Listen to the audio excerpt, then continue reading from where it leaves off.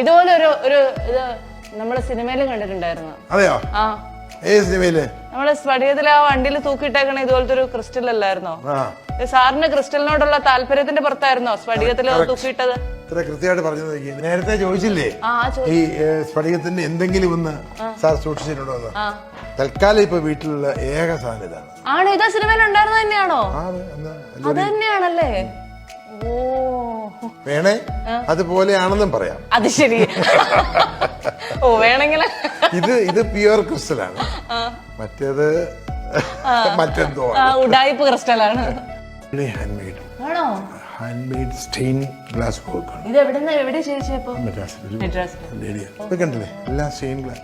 ഇതൊക്കെ stain glass വർക്കുകളാണ്. Painting അല്ലെന്ന്. Painting അല്ലേ? ഞാനിത് ആദ്യം വിചാരിച്ചു പെയിന്റിംഗ് ആണ്. അല്ലല്ല, ഇതൊക്കെ ലെഡ് വർക്ക്സുകളാണ്. ലെഡില്ലേ, ലെഡില് അതിനകത്ത് ഈ ഐഡിയ ഒക്കെ എവിടെന്ന് കിട്ടിയേ? നേരത്തെ സിനിമയുടെ കാര്യം ചോദിച്ചോളാണ്. അതിന് കാരണമുണ്ട്. അപ്പുറത്ത് ഇതാണ് കിഴക്ക്.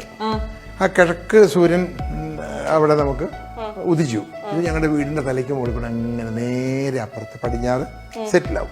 അപ്പൊ പടിഞ്ഞാറിനുള്ള ലൈറ്റ് ഇതിനകത്ത് കണ്ടോ? അപ്പൊ ഇതൊക്കെ എനിക്ക് നേരത്തെ അറിയാം. ലൈറ്റ് സോഴ്സ് ഒക്കെ അറിയാലോ. ആ ലൈറ്റ് സോഴ്സ് ഒക്കെ കണ്ടോണ്ടോ? ഇതെല്ലാം അതുകൊണ്ടാണ് നമുക്ക് ഈ വീട്ടിലേക്ക് കയറി കഴിഞ്ഞാൽ ലൈറ്റിന്റെ ആവശ്യം. എപ്പോഴും പ്രകാശം. ഫുൾ നല്ല പ്രകാശത്തിലാണ് ഒരു വീട്ടിലെ ഏറ്റവും ആവശ്യം ശുദ്ധവായുവും പ്രകാശവുമാണ്. പിന്നെ ഈ വീട്ടിൽ ഏറ്റവും കൂടുതൽ കാണാൻ സാധിക്കുന്നത് ക്രിസ്റ്റലുകളാണ്. എങ്ങോട്ട് നോക്കിയാലും നമുക്ക് ക്രിസ്റ്റലുകൾ കാണാം. സാറിന്റെ മക്കളുടെ പിള്ളേരൊക്കെ വരുമ്പോഴത്തേക്കും ടെൻഷൻ ഉണ്ടാവാറുണ്ടോ? നല്ല മക്കളല്ലേ, അറിയാം. അതൊക്കെ നല്ല നല്ല സാധനങ്ങളാണ്. ഇതൊന്നും ഒരിക്കലും പൊട്ടിപ്പോയാൽ തിരിച്ച് വിലയ്ക്ക് മേടിക്കാൻ കിട്ടത്തില്ലാത്തതാണെന്ന് അവർക്ക് നല്ല ബോധ്യമുണ്ട്. പ്രത്യേകിച്ച് പെൺപിള്ളേരാ, ആണുങ്ങളല്ല. അതുകൊണ്ട് പിന്നെ നല്ല ബോധ്യമുണ്ട്. ഇതെന്താ സാർ? ഇതൊരു വളരെ 100 വർഷം പഴക്കമുള്ള ഒരു ജ്യൂസ് ഗ്ലാസ്സാണ്. എൻ്റെ വൈഫിന്റെ ഗ്രാൻഡ് ഫാദറിന്റെ അവിടെ നിന്ന് കണ്ടുന്ന പുള്ളിക്കാരത്തി കൊണ്ടുവന്നാണ്. ഓരോ വർഷം പഴക്കമുള്ളതാണെന്നറിയോ? ഈശോയുടെ കുരിശുമരണത്തിന്റെ ഡിപ്പിക്ഷനാണ്. ഇതൊക്കെ നമ്മളെ ചെയ്യിപ്പിച്ചാണോ? ഇതൊക്കെ ഇത് ആരോ എനിക്ക് ബോംബെന്ന് ഒരു ഫാമിലി ഗിഫ്റ്റ് തന്നതാണ്. അങ്ങനെ നമ്മൾ അപ്സ്റ്റെയറിലെത്തി.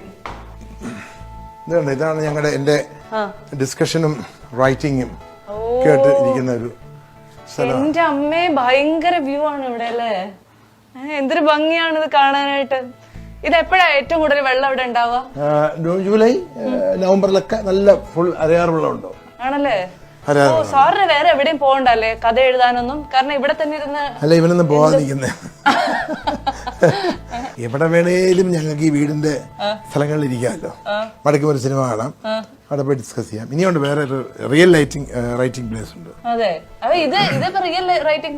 അല്ല, ഇവിടെ ഡിസ്കഷൻ. ചിലപ്പോൾ ഇവിടുന്ന് കാലാവസ്ഥ മറിച്ച് ചൂടും ചിലപ്പോൾ തണുത്ത കാറ്റ് ഭയങ്കരമായിട്ടുണ്ടാവും. അപ്പൊ അതിന് വേറെ സ്ഥലത്ത് മാറിയിരിക്കുക. നമ്മളിവിടെ ഒരിടത്ത് തന്നെ ഇരിക്കാതെ, ഇപ്പൊ ഈ ഹോട്ടൽ റൂമിലൊക്കെ ഉള്ള കുഴപ്പങ്ങൾ അതല്ലേ. ഇപ്പൊ ഹോട്ടൽ റൂമിനകത്ത് വന്ന് നമ്മൾ കൺഫൈൻഡ് ആയിട്ട് ഇരുന്ന് പോകും. ഇവിടെ അത് പറ്റത്തില്ലല്ലോ. അപ്പൊ നമുക്ക് അടുത്ത സ്ഥലം കിടമ്പോ